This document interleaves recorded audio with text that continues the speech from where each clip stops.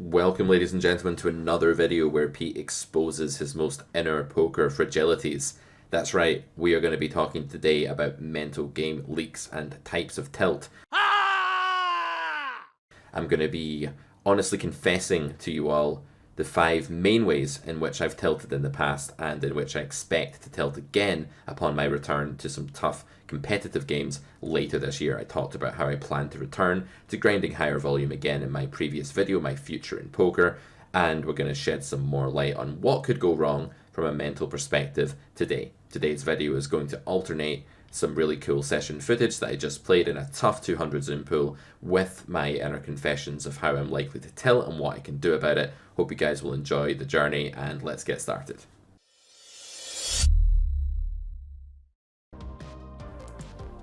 The first way in which I tend to tilt is not such an outward explosion of anger sort of tilt. When we hear the word tilt, we often think about people smashing the keyboard or throwing something across the room, or possibly, as one famous incident happened on 2+2, there was a thread about this in like 2010 or something, a guy stabbed himself in the leg with an army knife. 911, what is your emergency?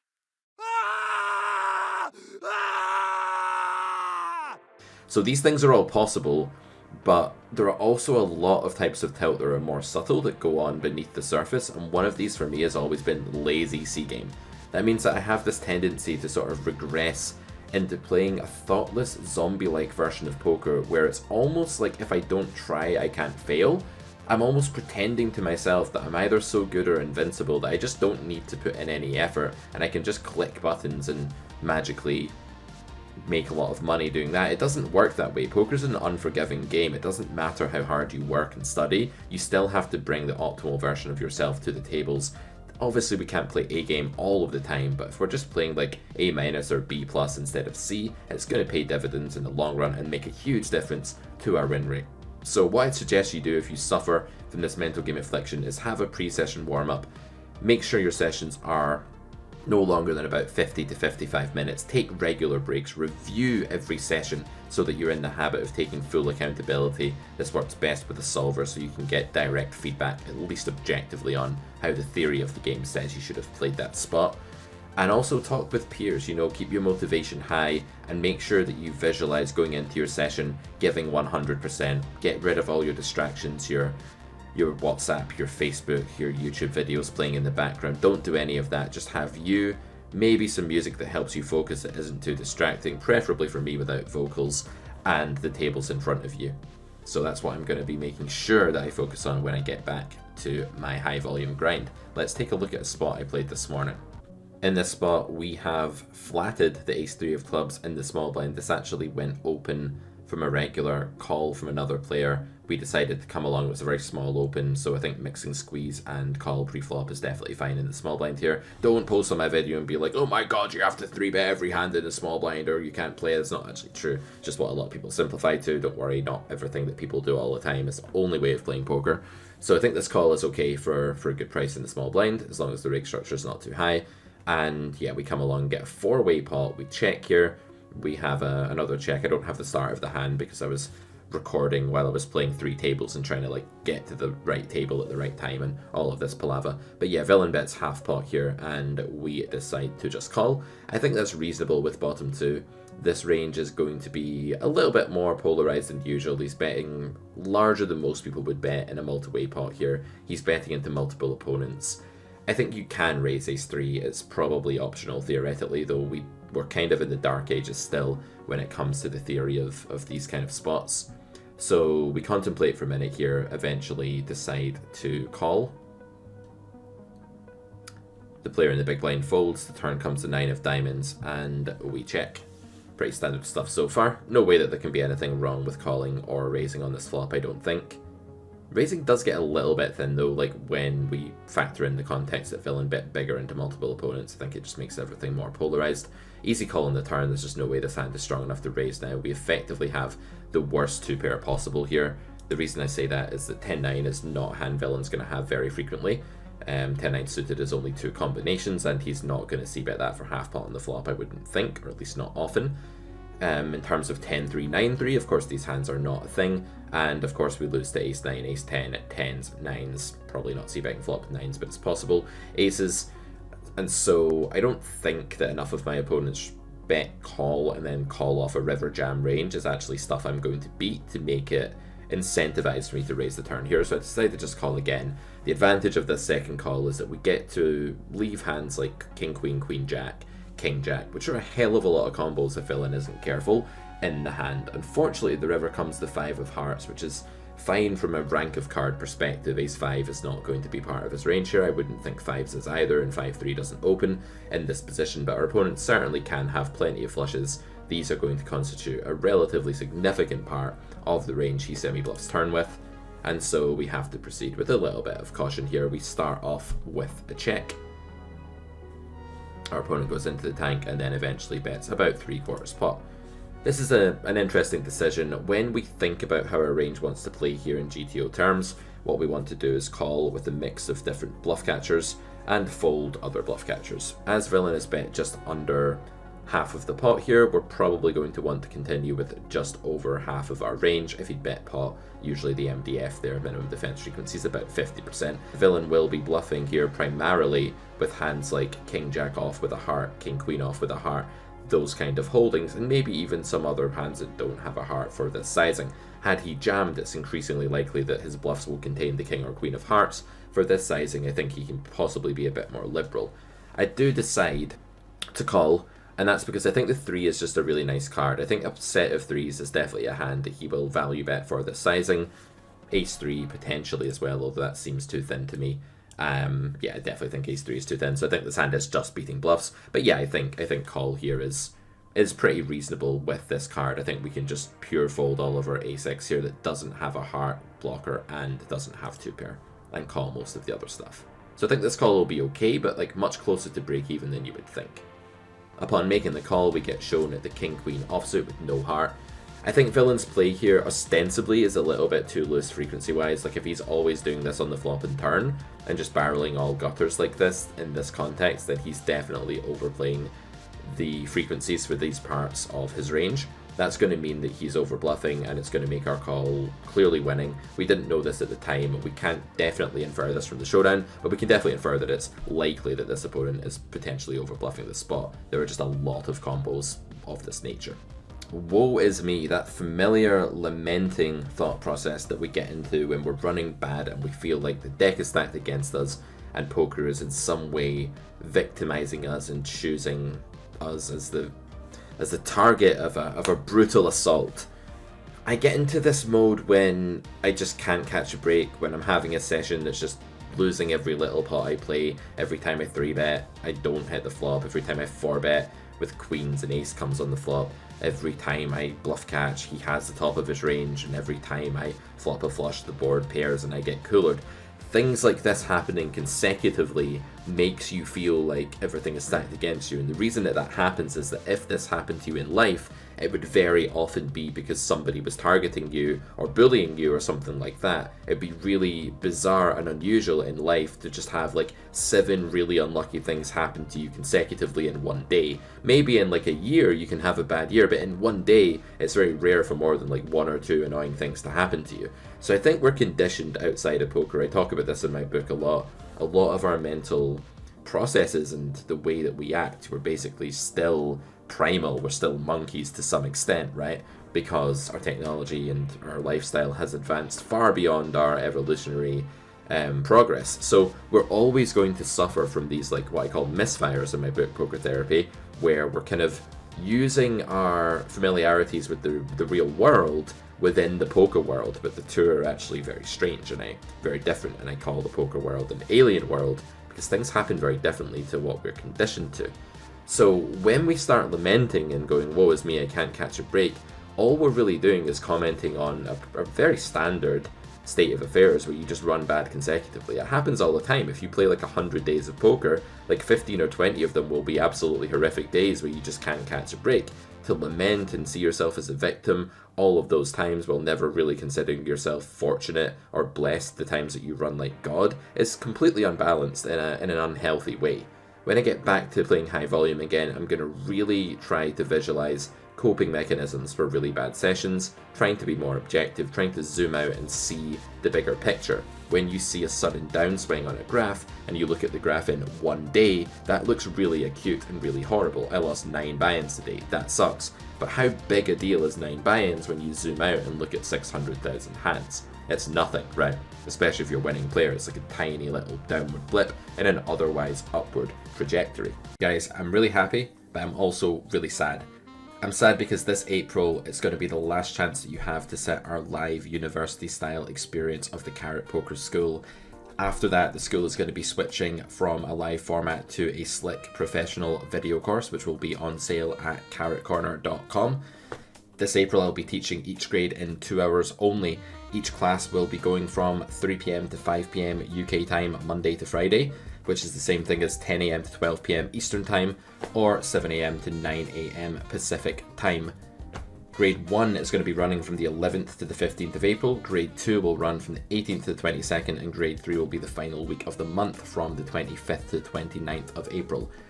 Signing up for the Carrot Poker School takes just a few button clicks. Simply head on over to carrotcorner.com and select the grade that you want to take. Or alternatively, why not set our entire full scholarship experience and save £500 while you're at it? If you're not sure which grade to take, you can always get in touch with me on Discord. Just add me there as carrots #9127. If you do sign up for the school, do the same thing, add me there, and you'll be added to our Carrot Poker Discord server and become part of the community.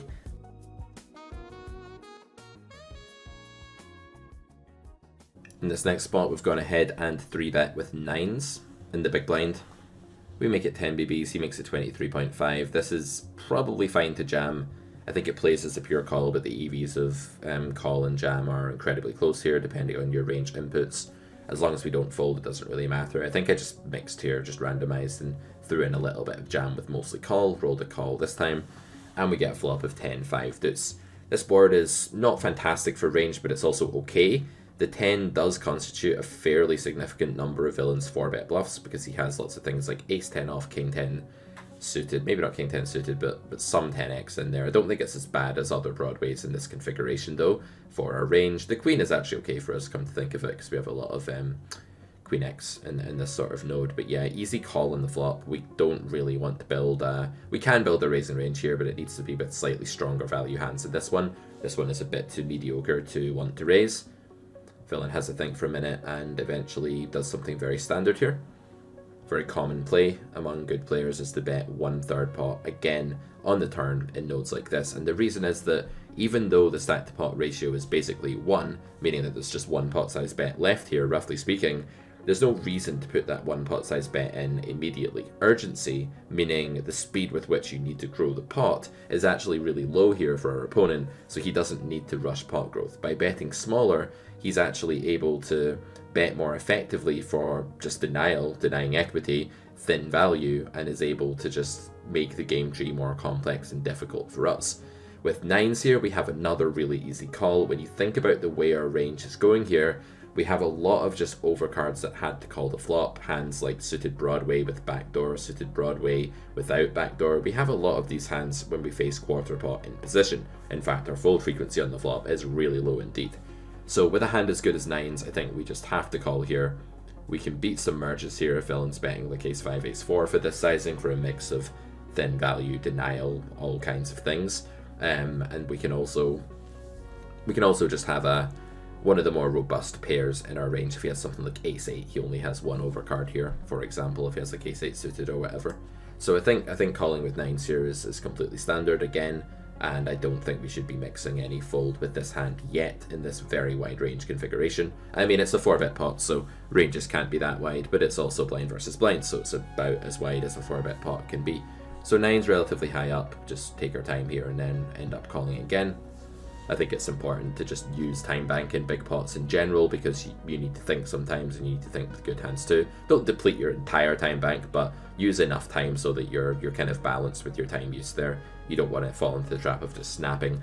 Villain shoves the river. In this spot, I wasn't totally sure in game whether this was going to be a mixed call or a pure call. I knew there would be some call, and I suspected that there might not be any fold.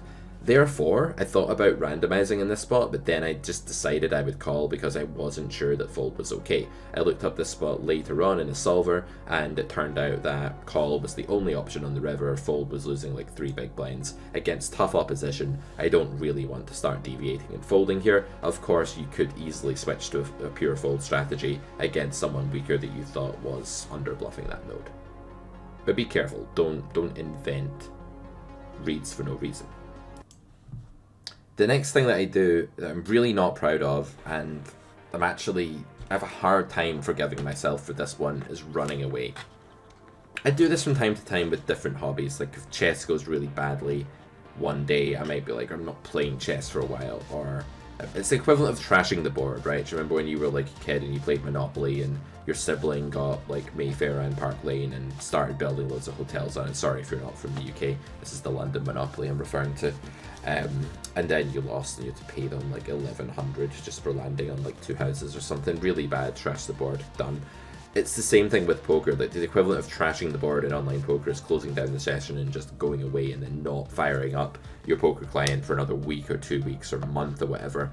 I used to be a professional poker player before I started a coaching and product selling business in poker, and when I played for a living, I found it very taxing to come back to the tables after a bad stretch. Like if I was running really bad one week and I'd lost like 20, 25, 30 buy-ins, like I was on a large downswing, which can happen to the best of us, I would find it really difficult to sit at my desk and play poker and do well. A lot of other mental game leaks would be creeping in by this point, and the temptation would be just to be like, right, I'm gonna do something completely different. I'm gonna go apply for some jobs. I'm gonna go traveling. I'm gonna change my life because of this downswing. Letting natural variance in poker affect you to the point that you stop playing for a considerable amount of time, which even a few weeks is a very considerable amount of time for a professional, right? You don't just take a 3-week holiday from work because you have a bad day, not generally, not unless you have accumulated stress that's been building for a long time or something.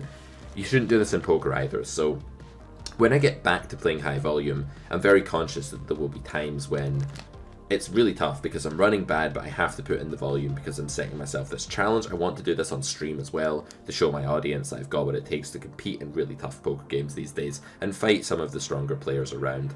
And in order to do that, I'm going to need to put in volume when things aren't going well. I'm going to need to find ways of objectifying the game, focusing on making the right choice instead of just hoping that I win. The more hope that you have, the more desire that you have to have a winning session, the harder it is to actually accept losses and the easier it is to then run away to lick your wounds after that session. The key is to not let it hurt you as badly so that you don't need to go into this flight sort of tilt. If you're hurt, fight or flight will naturally happen if you can build up your defenses beforehand so that you interpret losing stretches differently. That, in my opinion, is the best way to treat running away. I think when it gets to the point where you feel like you have to run away, probably the thing to do to increase your EV there would have been to manage that sooner. So I'll be tackling this one head on as I return to higher volume play.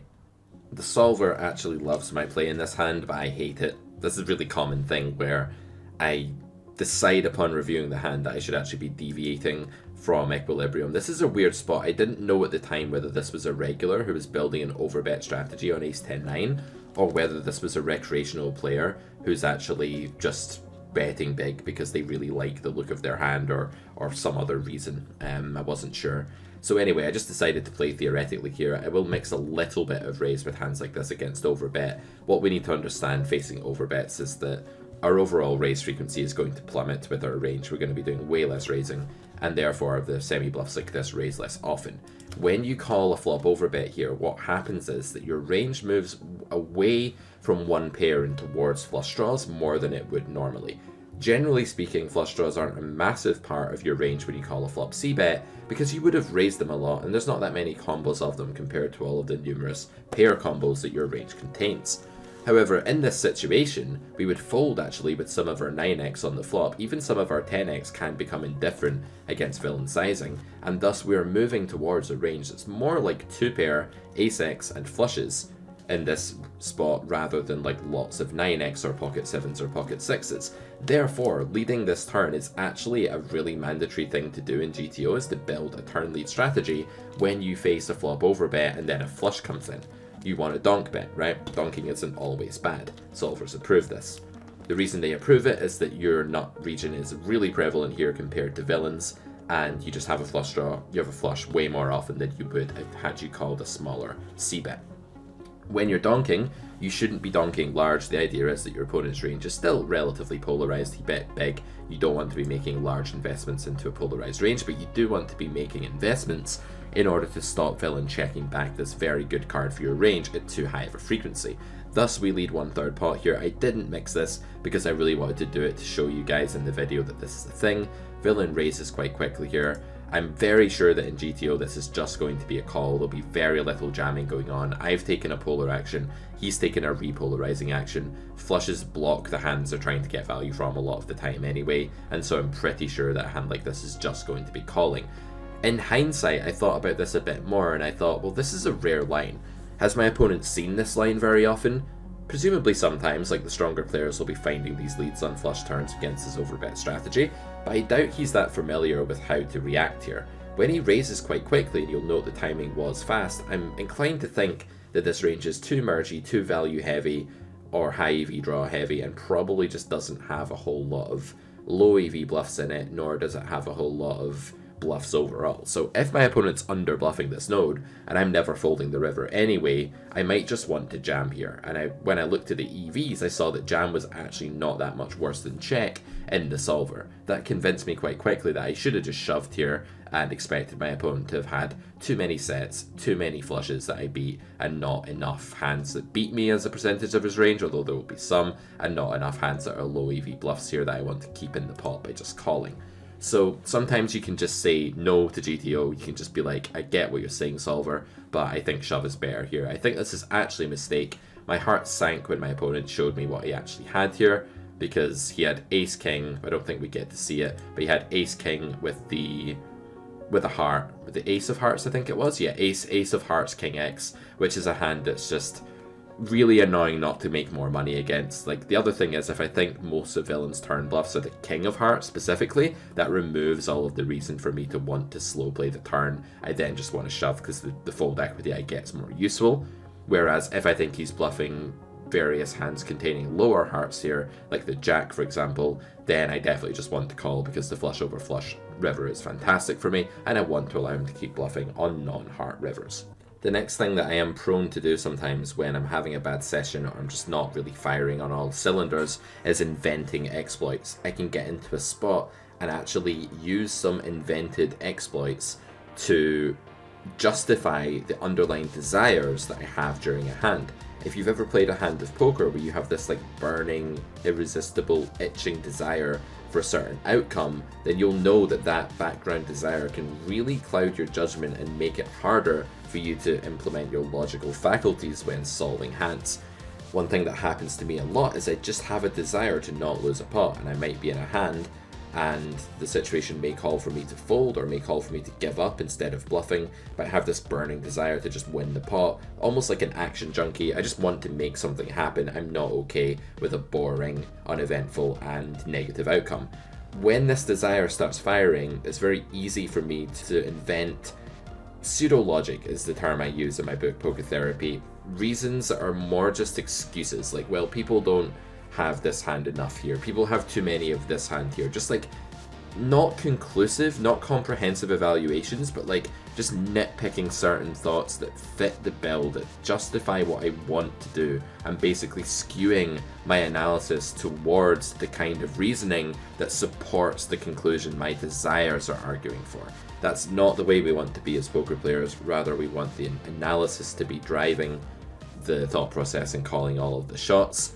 And so I need to be very careful when I start inventing exploits. Another type of exploit that I'm prone to invent is when I'm feeling a bit wary or a bit tentative. Like, I don't know why this happens, but occasionally at the start of sessions, I just feel like I don't want to play a big pot. It's too early, my feet aren't really wet yet, I don't want to like dive into the cold sea yet, I want to like submerge myself gently. And this is usually meaning like I've not warmed up properly, I've not done enough good visualization before I start playing, and not got into the right headspace. But the effect of this is that I can sometimes invent reasons to fold and stay out of trouble really early on in a session, when actually that leads to sacrificing EV. So yeah, inventing exploits both for over-investing and under-investing, but mostly the former, is going to be a big focus for me when I get back to playing. In this hand, we are mixing between low-frequency call and high-frequency 4-bet with King-Queen. Cutoff versus button facing 3-bet. We've tangled a bit with this reg already this morning. We 4-bet this time because we don't roll 25, 75 or higher, which would be the passive rare action, usually a 4-bet. Jack 3 deuce, I'm going to be playing 10% pot with range. I think this board is fairly good for me, but it's monotone and his range is going to be extremely polarized to hands that have a spade and hands that don't. Therefore, when your opponent's range is really polar, you can pick a tiny sizing that kind of splits his range really awkwardly and just maximizes how many hands you render indifferent for the cheapest price possible. The Ace of Hearts comes on the turn, and I think we have a very frequent B33 here. I would never be betting any bigger in a spot like this. Again, his range hasn't really changed much from calling the flop c-bet as it was so small. I don't think he'll be doing a lot of raising. I think his range is still very uncapped here. The ace is a further polarizing card as well that really destroys the EV of like low pairs and helps the EV of my bluffs, so I think going for like another small bet is fine.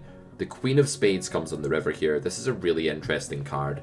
In GTO here, I looked this hand up in the solver as well. It's quite weird. Like, you're actually meant to check here, and villain is meant to jam with any spade. Like, 9s with a spade, 8s with a spade, 7s with a spade. Doesn't matter. He's meant to jam those hands. I was petrified that those hands would check back, that they wouldn't go for values thin enough if I checked here.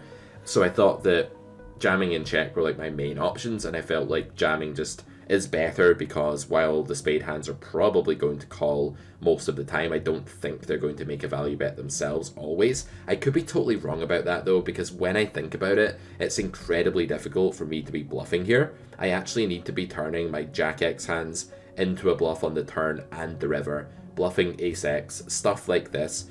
It's very plausible that this spot is actually overfolded if I jam and is value bet thin enough if I check. I don't know. I think I invented exploits here. I think I did what I'm not supposed to do and actually like invented an exploitative reason to jam. I mean, jam isn't bad theoretically. There's not like an EV loss attached to it. It's as good a play as checking. Obviously, villain having the ace of spades here is incredibly rare. Like, he'd have to have exactly ace 10 of spades or ace queen off, maybe ace 5 of spades. But yeah, really unusual. These will raise my 10th pot sometimes as well, all of these combos. So yeah, I'm not particularly worried here about losing this hand. I'm more just trying to decide whether I think the spot is more likely to get over bluffed or to get over folded. That's what the choice is going to come down to. We do jam and we get a fairly quick fold here from our opponent, probably indicating that his hand was sub flush anyway and not really investing no matter what we did, but it's an interesting spot. As I said, guys, these mental game leaks have been listed in order from of common to rare. This one on your screen right now, Degenerate Non-Folding, is very rare. I'm happy to say that this is not a frequent guest in my game. When I played professionally, this only surfaced occasionally. This was extremely common when I first started trying to break through into, you know, 200, 400 NL back in the day, like these kind of games, 600 NL, back when all these cool games existed that I used to play. But I think that the real issue with this was that it was so severe when it did happen that it really knocked the normal psychology that I would have at the poker table out of my head and made me just play like an absolute moron. I mean, I would get into situations sometimes in the early days of my career where I was just furious for like 45 minutes of the session. I was like clicking buttons impulsively. One time I punched myself in the face. I tell this story sometimes because it is the absolute lowest point my mental game ever got to. I knew that I should fold in a spot. Like, I was very certain that the spot was a fold. I pressed call, lost, and then just went doosh. Pretty hard as well. Not like that, like an actual, not like full force, like I am in a boxing match punch, but like kind of 50% of the way to that. It was probably harder than Will Smith hit Chris Rock at the recent scandal that occurred. I'd say it's about 10-20% harder than that. So yeah, that was kind of a moment where I thought I really need to get my mental game together. This is a long time ago. I mean, I was very young at this point.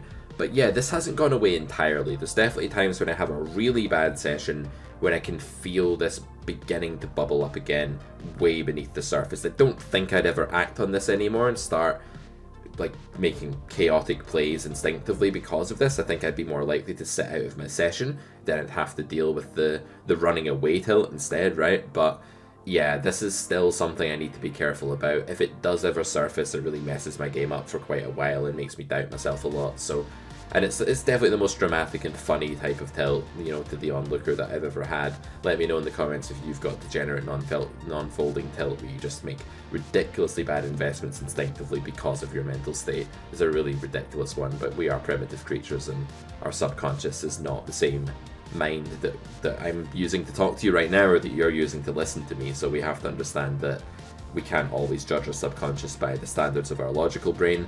It does have the capacity to do things that are extremely embarrassing and destructive to our win rate in the tables. I do hope that you've enjoyed this video, guys. It's been a fun one for me to make. Let me know what you think about the format, and of course it's carrotcorner.com for all of your poker needs. This has been Pete Clark, and I'll see you guys on another video very soon. I do plan to make lots more of these personal, trying to get myself ready for competitive play again videos, so I hope that you like them, and good luck at the tables. See you later. Bye for now.